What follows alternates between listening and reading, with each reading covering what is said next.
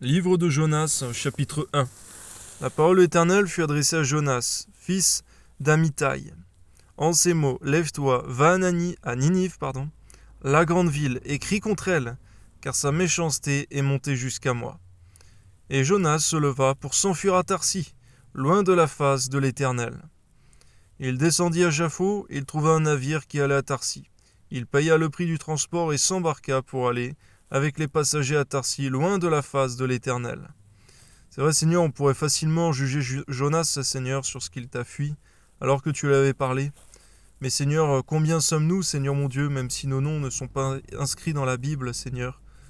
Combien sommes-nous, c'est vrai, Seigneur mon Dieu, à avoir souvent, Seigneur mon Dieu, endurci nos cœurs à ta voix, ou désobéi. Garde-nous donc, Seigneur mon Dieu, d'oublier, Seigneur, ce qui s'est passé pour Jonas. Permets-nous par ta grâce de toujours être obéissants à ton appel et à ta parole et à ta voix. Amen. Mais l'Éternel fit souffler sur la mer un vent impétueux, et il s'éleva sur la mer une grande tempête. Le navire menaçait de faire naufrage. Les mariniers eurent peur. Ils implorèrent chacun leur Dieu, et ils jetèrent dans la mer les objets qui étaient sur le navire, afin de se le rendre plus léger. Jonas descendit au fond du navire, se coucha et s'endormit profondément. Le pilote s'approcha de lui et lui dit « Pourquoi dors-tu ? Lève-toi, invoque ton Dieu. Peut-être voudra-t-il penser à nous, et nous ne périrons pas. » Et ils se dirent l'un à l'autre « Venez, et tirons au sort pour savoir qui nous attire ce malheur. » Ils tirèrent au sort, et le sort tomba sur Jonas. Alors ils lui dirent « Dis-nous, qui nous attire ce malheur ? Quelles sont tes affaires et d'où viens-tu ? Quel est ton pays et de quel peuple es-tu ? » Il leur répondit « Je suis hébreu et je crains l'Éternel, le Dieu des cieux, qui a fait la mer et la terre. » Ces hommes eurent une grande frayeur et lui dirent « Pourquoi tu fais cela ? Car ces hommes savaient que tu fuyais. » Car ces hommes savaient qu'ils fuyaient loin de la face de l'Éternel, parce qu'il le leur avait déclaré. Et ils lui dirent « Que te ferons-nous pour que la mer se calme envers nous ? » Car la mer était de plus en plus orageuse.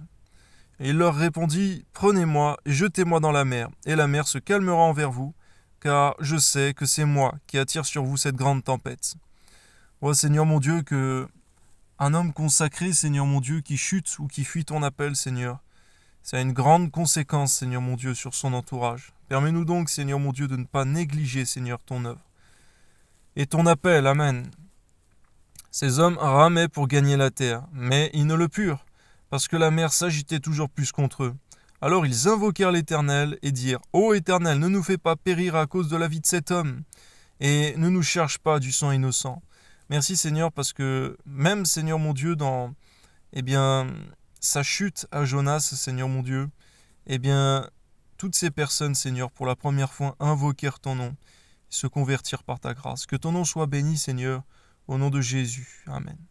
Permets-nous, Seigneur, toujours de pouvoir déclarer, Seigneur, notre foi, peu importe où nous soyons, Seigneur mon Dieu, afin, Seigneur mon Dieu, que ton nom puisse invoquer, même par ceux qui ne te connaissaient pas. Amen.